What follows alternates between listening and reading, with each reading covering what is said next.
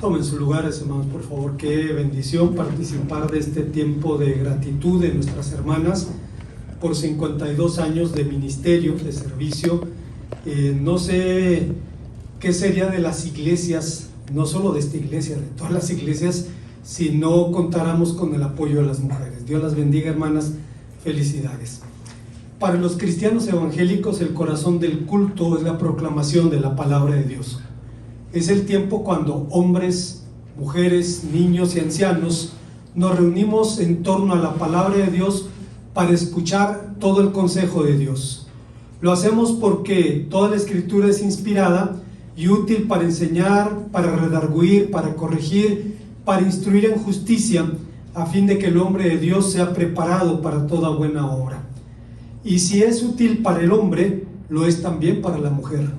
De hecho, la Biblia no solo habla de las mujeres, no solo habla a las mujeres, sino que habla también por medio de las mujeres y nos hace encarecidos llamados a poner por obra las lecciones que las mujeres de Dios nos enseñan. Una de ellas, Débora, mujer de la que solo sabemos su nombre, que por cierto significa abeja, realizó un valeroso llamado al pueblo para reconquistar su libertad, diciendo: este es el día. Pero el llamado de Débora no era el grito del impulso, no era el gruñido del arrebato. Como mujer de fe, sabía que Dios había prometido salvar a su pueblo, pero era necesario que el pueblo pudiera, como diría el profeta Isaías en el capítulo número 12, sacar aguas de la fuente de la salvación. Es decir, que confiando en la gracia de Dios, el pueblo luchara para reconquistar su libertad. Dirigidas a Barak, estas palabras, las palabras "este es el día", significaban decídete ahora. El llamado de Débora era la demanda de las decisiones, a tomar las decisiones que ella misma había tomado y las que en algún momento el resto del pueblo de Dios debemos también tomar. Para bendición nuestra, esas bendiciones están al alcance de nuestra mano y nos llevan a la victoria en los incontables desafíos de la existencia humana. Perdón. ¿Cuáles son esas decisiones? Veamos la respuesta que el texto nos ofrece. Antes, hermanos, de pensar en las enseñanzas de nuestro texto, debemos decir que en la época de los jueces es una época singular, una época que se desarrolla entre los liderazgos de Moisés y Josué y el tiempo de la monarquía. Un tiempo difícil, conflictivo, donde una docena de tribus, frecuentemente mutuamente hostil, tenía que enfrentar los retos también de sus adversarios. Y Dios solía levantar jueces, personas que ejercían ministerios para salvar a su pueblo, y en este caso en particular lo sorprendente es que levanta a una mujer que llama a la nación diciendo: este es el día. Yo encuentro cuando menos tres significados a esta expresión. La primera es que era un llamado a tomar la decisión de confiar en Dios. Antes de que Israel fuera gobernado por los reyes, los jueces ejercieron la dirección política y social de la nación. No eran jueces en el sentido que ahora entendemos, no eran, como ahora dice la definición, órganos judiciales compuestos por personas físicas. Eran más bien personas físicas dotadas con un llamamiento divino, un liderazgo carismático, personas guiadas por el Espíritu Santo para desempeñar una triple tarea: juzgar a la nación, es decir, trabajar en favor de la preservación de la paz interna, dirigir a la nación en la defensa del pueblo frente a sus enemigos e instruir al pueblo también en el temor y en el conocimiento del Señor. Dado el carácter sobrenatural de este llamado, resulta curioso que hasta el presente en el mundo judío se siga discutiendo si realmente Débora fue jueza de Israel, pues se dice las funciones de gobierno fueron reservadas por la ley a los varones. Maimónides, un rabino judío-español de la Edad Media, decía sin rodeos: no se coloca a una mujer como monarca, porque está escrito: colocará sobre ti a un rey, no a una reina, y asimismo todos los puestos ejecutivos en Israel, como ministro de guerra, capitán de 50, capitán de 10, solo se alude al varón. Pero la Biblia dice claramente que Débora juzgó a Israel. Por otra parte, ni Débora estaba sujeta a criterios rabínicos que fueron definidos siglos después, y mucho menos Dios se supeditaba a los criterios de los expertos, ni depende tampoco de nuestra anuencia o de la anuencia de los sabios para gobernar su reino.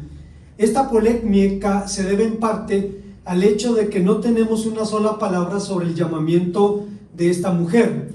No se habla de las circunstancias en las que fue llamada, pero el resto de lo que se nos dice de ella es revelador. El texto afirma que juzgó a Israel bajo una palmera. A diferencia de otros jueces que desarrollaron ministerios locales y tribales, Débora desarrolló un ministerio nacional, porque dice la palabra de Dios: los hijos de Israel subían a ella a juicio. El marido se llamaba Lapidot, un fabricante de lámparas para el santuario, y algunos intérpretes judíos afirman que Lapidot y Barak eran la misma persona, lo que resulta honestamente improbable, pues la única manera de asociar estas dos personas era el significado de los nombres. Barak significa rayo, Lapidot significa antorcha, pero el margen de si ambos eran la misma persona o no, esta es una historia impactante, una historia de llamas y de centellas. Pero Débora fue una mujer excepcional en circunstancias muy poco excepcionales.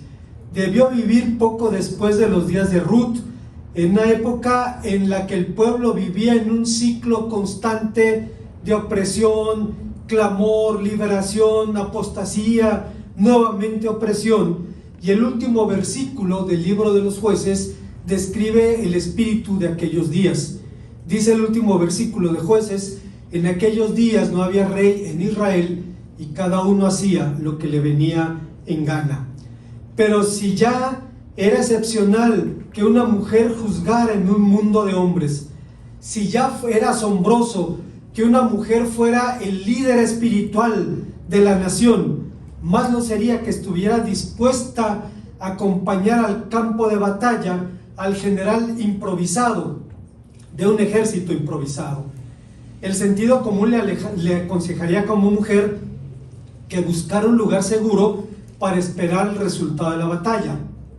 Hoy día, aunque el Estado de Israel recluta mujeres para el servicio militar, las mujeres no combaten por el riesgo de lo que pasaría con una mujer si cayera en manos de sus enemigos, pero son entrenadas de una manera muy profesional, entre otras en una técnica de defensa personal llamada Krav Maga, que les da la capacidad de enfrentar a toda una horda de violadores.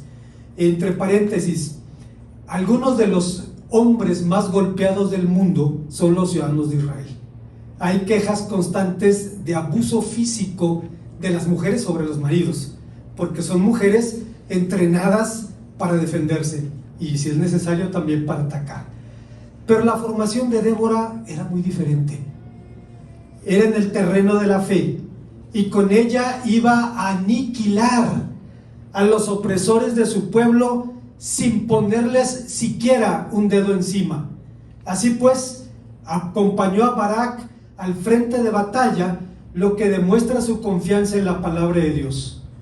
No lo hizo por protagonismo, lo hizo porque Barak solo estuvo dispuesto a ir a la guerra si ella lo acompañaba.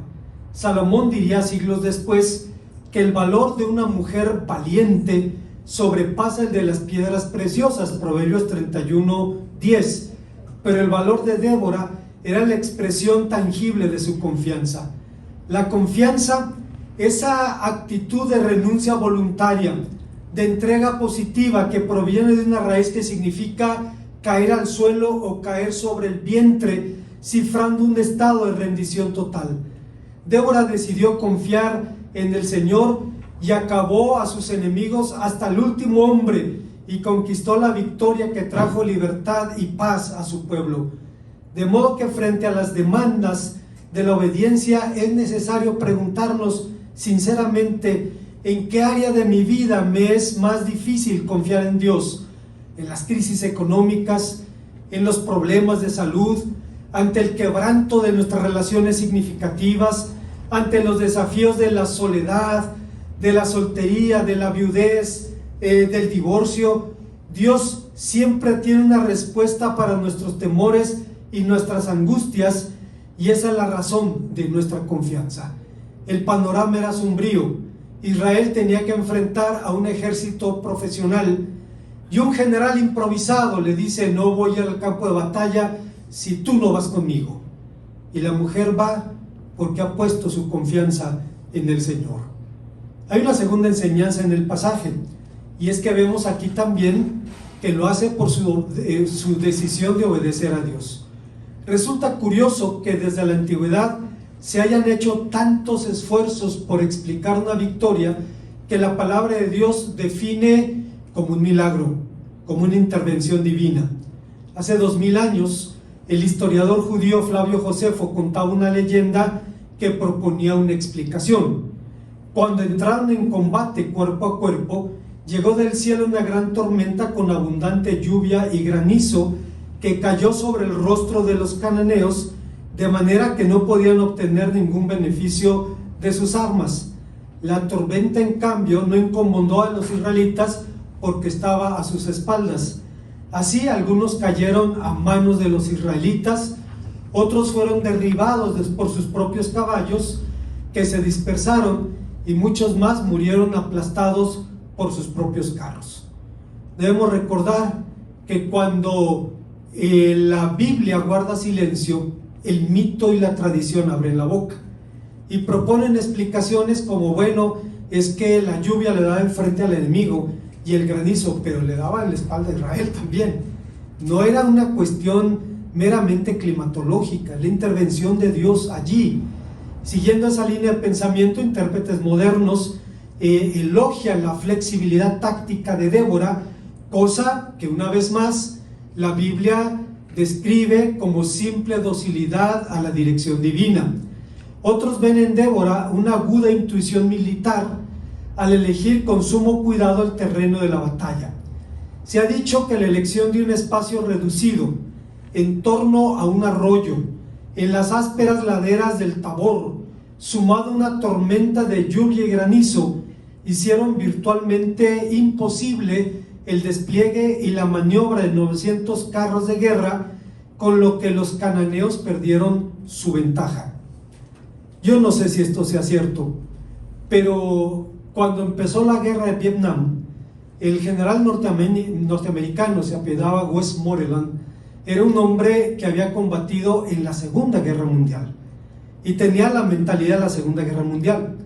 Llevó a sus tanques a Vietnam esperando que los vietnamitas pusieran enfrente los tanques que no tenían y simplemente solucionar el conflicto en una batalla abierta. Pero tuvo que meter sus tanques a la selva, y en la selva un tanque es presa de infinidad de posibilidades de ataque: minas, cócteles molotov, bazucas. Hay tantas cosas que se puede hacer un tanque cuando está moviéndose pesadamente en medio de la maleza, y terminaron sacando los tanques porque la ventaja se convirtió en desventaja. Los tanques se usarían cuando la guerra de Vietnam terminó, y concretamente cuando el Vietcong, o cuando el ejército de Vietnam del Norte invadió el sur y conquistó Saigón. Ahí se volvieron a utilizar. Aquí los cananeos tienen 900 carros de guerra.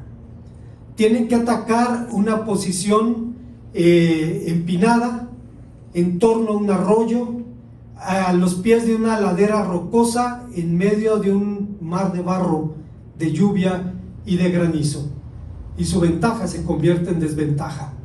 Pero decir de la Biblia, antes siquiera de que Israel viera al enemigo, el Señor había decidido ya el resultado de la batalla. Por esa razón, Débora formuló a Barak una pregunta que solo podía tener una respuesta positiva: ¿acaso no te ha mandado el Señor Dios de Israel ve y junta a la gente en el monte Tabor, y yo traeré a ti a Sísara con sus carros y su ejército, y lo entregaré en tu mano. Frecuentemente en la lengua del Antiguo Testamento, lo que Reina Valera 60 traduce como imperativo, en el texto hebreo es una pregunta: ¿acaso no te ha dicho Dios? Lo que significa, Dios había hablado con su siervo de antemano, le había revelado su estrategia y le había dicho que le iba a entregar al enemigo en sus manos. Más aún, el verbo que Reina Valera 60 traduce como quebrantar significa espantar o hacer huir. Los héroes del pasado aprendieron que Dios puede hacer estos milagros. Moisés alabó a Dios en su cántico por haber echado al mar los carros del faraón, y ahora Débora alaba a Dios por haber echado al lodazal los carros de Sísara.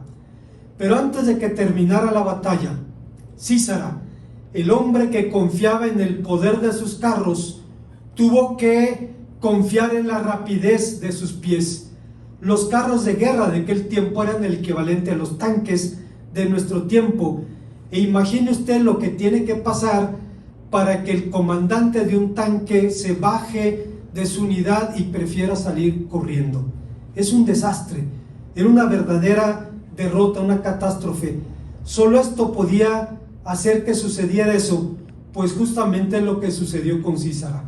Resulta claro, como dice el salmista, que el rey no se salva por la multitud de su ejército, ni escapa el valiente por su mucha fuerza, y que vano para salvarse es el caballo, y la grandeza de su fuerza no puede librar a nadie, dice el Salmo 33.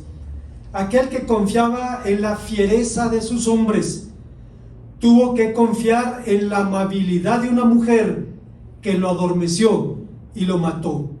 Todo esto nos demuestra que en esta historia la única persona prudente y sabia fue Débora. Barak confiaba en la presencia de Débora. Sísara confiaba en la fuerza de sus hombres. El primero puso la seguridad propia en la compañía de una mujer, el segundo en la multitud de hombres, y en contraste, Débora solo tiene su confianza puesta en el Señor. Sin embargo, ni la sabiduría, ni la confianza, ni la docilidad a Dios son facultades innatas, son más bien bendiciones que vienen de la gracia, bendiciones que tienen que ser buscadas, decisiones que tienen que ser tomadas. El valor debe ser cultivado. Si bien el alma redimida encuentra gozo en la obediencia, no obstante, siendo sinceros, hay algunos campos en donde nos resulta más difícil ser obedientes que en otros. Así que tenemos que preguntarnos sinceramente, ¿en qué área de mi vida me resulta más difícil la obediencia? ¿En el orgullo o la arrogancia? ¿El amor y la aceptación de mi prójimo? ¿En la sujeción al marido? ¿En alguna forma de pereza? ¿En la vanidad o cualquier forma de idolatría? Este es un buen día para sujetar nuestro corazón a la obediencia frente a cualquier forma de rebeldía, renunciar a ella e ir a la obediencia única al Señor. Hay una tercera y última enseñanza en este pasaje. Débora le dice a Barak: este es el día, y le está diciendo que debe tomar la decisión de enfrentar la vida al lado de Dios. Como dijimos anteriormente, el valor de Débora no era producto de un carácter temerario, ni la expresión de una confianza basada en su inteligencia o capacidades, sino en Dios. Hay mujeres que, como se dice coloquialmente, son de armas tomar. Hace unos años, cuando se desató la inseguridad en el estado de Morelos, una tía de mi esposa, la tía Esperanza, es esposa del único hermano que mi suegra tuvo, recibió una llamada a la mujer y le dijeron que tenía que hacer un depósito de dinero porque si no la iban a secuestrar, iban a ir por ella. Y la tía Esperanza le dijo: espérame, déjame ver cuánto te puedo depositar. fue por su pistola, ya para que la mujer tenga pistola, imagínense. Fue por su pistola, agarró el teléfono y dio 2 balazos al lado del teléfono. ¿Con esto te alcanza? Pi, pi, pi, pi, pi. Le colgaron la llamada. Con esa gente no te metas. Hay gente así. Sin embargo, no era el caso de Débora. Hay mujeres que son de armas tomar, que no temen empuñar las armas cuando las circunstancias lo requieren, pero no era el caso de esta mujer. Ella sabía que el Señor no salva ni con espada ni con ejército. Débora sabía que Dios mismo había vendido a Israel, y que los compraría de nuevo, que los redimiría una vez más. El Señor había librado a su pueblo cada vez que se arrepentía sinceramente. Lo hizo en los días de Otoniel, en los días de Ehud, en los días de Samgar, y lo haría también en este tiempo. Se ha dicho con razón que las verdaderas protagonistas de esta historia fueron 2 mujeres. Débora, la mujer que planeó la victoria, y Yael, la mujer que la consumó. Yael, quien sin ser jueza, literalmente terminó la opresión de Israel con un golpe de martillo. Dice la palabra de Dios, usted recordará, que Sísara fue a refugiarse a su lugar, hablaremos de eso posteriormente, y ella finalmente pudo resolver el conflicto allí, colocándole una estaca en la sien. Débora oscurece a cualquier juez o guerrero de Israel. Barak parecía más dispuesto a confiar en la compañía de esa mujer que en la promesa de Dios, pero en lugar de reprenderlo como madre de Israel, Débora accede a la petición de Barak. Juntos a estas 2 mujeres, Barak parece un personaje secundario que realiza el trabajo de los hombres, que tiene que ir a la guerra, mientras Débora y Yael se ocupan de los asuntos verdaderamente importantes, colaborando con Dios. Al obtener la victoria, Débora entonó un canto jubiloso, un himno de quien alguien dijo: cántico de mujer y cántico de las mujeres. La profetisa, cuyo prestigio le hacía que las gentes confiaran en su juicio en el tiempo de la paz, a la hora de la batalla se muestra como la madre de una energía electrizante, como un formidable temperamento al servicio de la fe pura y absoluta. Se da honor a los valientes, se canta gloriosamente de su bravura, la nobleza de su corazón y el poder de su brazo. También se hace oprobio a los cobardes, a las tribus que no fueron a la batalla. Se dice que no vinieron a ayudar al Señor y a sus héroes, pero el verdadero héroe, el único héroe en la batalla, es el Señor del estruendo y de la tormenta torrencial, quien bajó al campo de batalla y se mezcló en el estruendo de la pelea. Él es quien aniquiló a la multitud de los carros de los enemigos, con quien se midieron los reyes enemigos. Los que le aman son invencibles. Perezcan tus enemigos, oh Señor, y sean los que te aman como el sol cuando resplandece en su fulgor, dice el cántico de Débora. Pero en su cántico, Débora menciona a otra mujer, a una tercera mujer. Menciona a la madre de Sísara, la orgullosa madre del general que tantas veces había recibido victorioso. Habla de la mujer que se había cebado con la rapiña de su engendro. Habla de la mujer que ahora le tocaba llorar. Era su turno de rasgar sus propias vestiduras, como a lo largo de 20 años lo habían hecho las madres de Israel. Es evidente que Débora era una mujer fuerte, pero es claro que también que su fuerza no venía ni de sus músculos ni de su temperamento. En el canto de la mujer virtuosa, allá en Proverbios 31, o la mujer valiente, que también es una buena traducción, Salomón elogia a la mujer por su fuerza pero entendía que la fuerza es esencialmente moral y espiritual.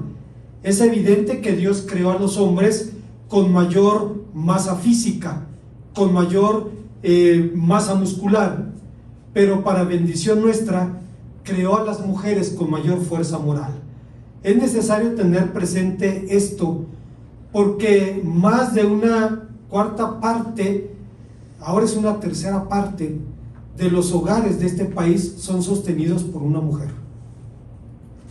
Y a veces con resultados admirables.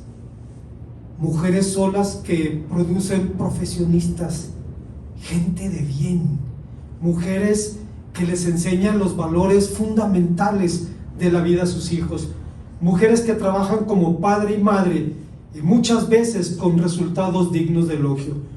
Hoy en día, en la sociedad en las sociedades con mayores sufrimientos, son las mujeres las que encabezan iniciativas para tratar de hacer de este mundo un lugar más humano. Son mujeres quien con su trabajo y valor arrancan, como decía el pastor Martin Luther King, piedras de esperanza de la montaña de la desesperanza. En el terreno social, mujeres como las patronas. En este país, hermanos, sabemos quién es la mujer más pobre, la persona más pobre. Tiene que ser mujer, campesina, indígena o afrodescendiente.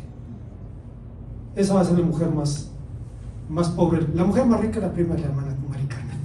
Pero la mujer más pobre va a ser campesina, afrodescendiente o indígena, mujer.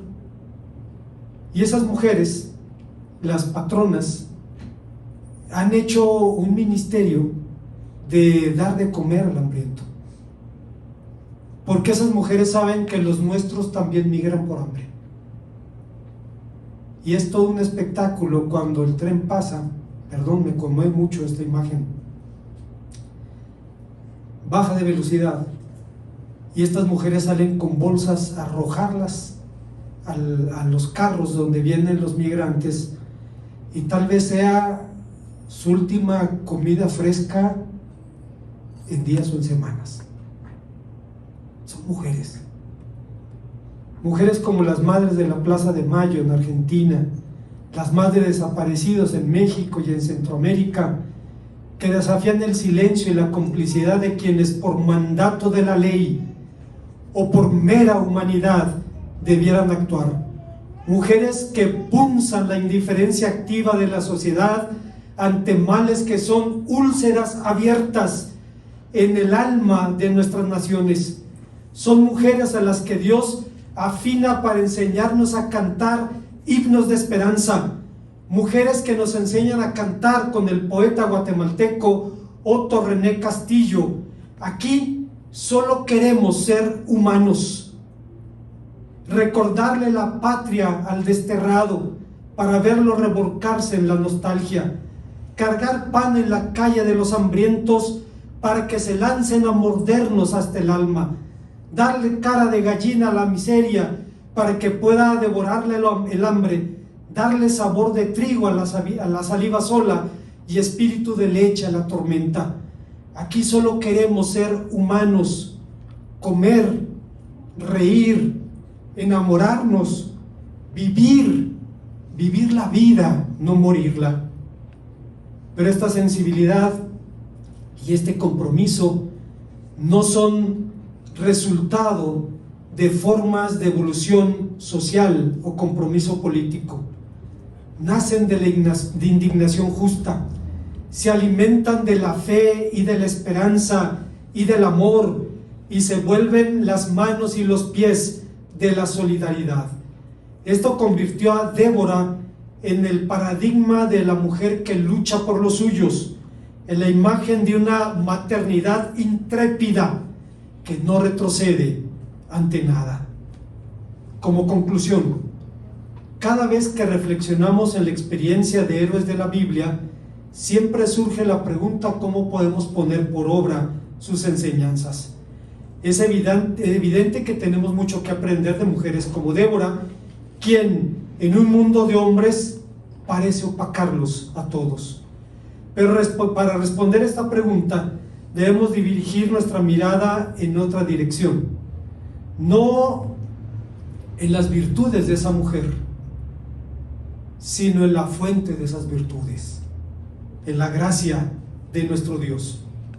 Es necesario mirar hacia el Dios de Débora, porque es Él que tiene sentido la indignación, la confianza, la obediencia y la fe de Débora. Esta historia es un capítulo más del viejo romance de la redención, de esta historia de amor del que siglos después Dios diría por boca del profeta Jeremías: con amor eterno te he amado y por tanto te prolongué mi misericordia. Aún te edificaré y serás edificada, oh Virgen de Israel. Todavía serás adornada con tus panderos y saldrás en alegres danzas. Pero como antes señalamos, ni la confianza, ni la obediencia, ni la fe son facultades humanas innatas. Son cosas que deben ser recibidas, son extrañas, porque vienen de fuera, extra nos, vienen de la gracia, pero deben ser buscadas, deben ser cultivadas. Así que, ¿cómo se aprende a confiar en Dios en las realidades de la vida? El Señor Jesús enseñó la parábola del sembrador, que dice que hay quienes hacen infructuosa la palabra en nuestros corazones, y no son el diablo y sus huestes, sino los afanes de la vida. Mateo 13:18. Todos estos pequeños afanes que solo pueden ser derrotados mediante la obediencia al Espíritu Santo. Pero ¿cómo se practica la obediencia? Debe practicarse de forma constante y permanente y materializarse en la disciplina de la tenacidad espiritual. Un militar del siglo pasado, el capitán Oswald Chambers, un capellán del ejército británico en Egipto, decía: la tenacidad es más que resistencia, es resistencia combinada con la absoluta certeza de que lo que esperamos sucederá. Tenacidad significa más que aferrarse, lo cual solo podría estar revelando nuestro temor a caer. Nuestro mayor temor no es que vayamos a ser condenados, sino que de alguna manera Cristo sea derrotado y que las virtudes que Él encarnó, el amor, la justicia, el perdón, la bondad entre los hombres, al final no prevalezcan y representen un objetivo inalcanzable para nosotros. Pero entonces viene el llamado a la tenacidad espiritual. No es un llamado a confiar sin hacer nada, sino a trabajar sabiendo que Dios nunca será derrotado. Finalmente, ¿cómo se aprende a enfrentar la vida creyendo que Dios está a nuestro lado? Los cristianos contamos, hermanos, con una promesa inamovible. Y aquí, yo estoy con vosotros todos los días hasta el fin del mundo. Débora no contaba con esa promesa, pero actuaba como si la tuviera. Actuó como Moisés, de quien Hebreos dice se sostuvo como viendo al invisible. Débora se sostuvo no por sus ideales acerca del deber o del derecho, sino porque tuvo una visión de Dios. Una persona con una visión no se consagra a un sueño o a un ideal, se consagra a una persona, se consagra a Dios. En los Hechos, las tres decisiones de Débora eran facetas del mismo diamante, eran tres caras de la joya de gran precio, de la realidad de una relación viva y verdadera con el Dios único y verdadero. Sorprende que gigantes de la estatura de Maimónides, Rabí Moshe ben Maimón, digan: Débora no fue juez, no fue jueza, porque la Biblia le da ese puesto a los hombres. La Biblia dice: pondrás un reino, una reina, un capitán o una capitana. Son trabajos de hombre. Pues con el respeto que debemos a los sabios del pasado, la Biblia dice que juzgó y juzgó a todo Israel. lo cual significa que Dios no necesita la autorización de los sabios ni nuestro consejo para dirigir su reino. San Pablo diría después que Dios usa lo débil del mundo y a lo vil del mundo para redimir el mundo. Usó al hijo de una prostituta en tiempo de los jueces. Usó al hijo de un hombre, como dicen en mi tierra, muy poco práctico, al padre Sansón. La mujer le dice: vino un ángel, un varón, me dijo que voy a tener un hijo. Pues cómo quisiera que el varón viniera y me dijera lo mismo. Pues el varón fue y le dijo lo mismo. Y le hizo algunas preguntas y ofreció un sacrificio a Dios. Y mientras la ofrenda se estaba quemando, el ángel ascendió al cielo sobre la llama. Y el hombre reaccionó como hombre. Le dijo a su esposa: Dios nos va a matar. Porque él, como hombre, tenía su mirada en la fuerza. La mujer, como mujer, la tenía en las relaciones. Si nos hubiera querido matar, nos hubiera matado al principio. Esta es una promesa divina. Su papá no era un hombre no estaba muy práctico, pero Dios salvó a Israel con su hijo. Y salvó a Israel por la mano de una mujer. Así es que, hermanos, damos gracias a Dios por las mujeres de nuestra iglesia, por las mujeres cristianas, por las mujeres del mundo, que son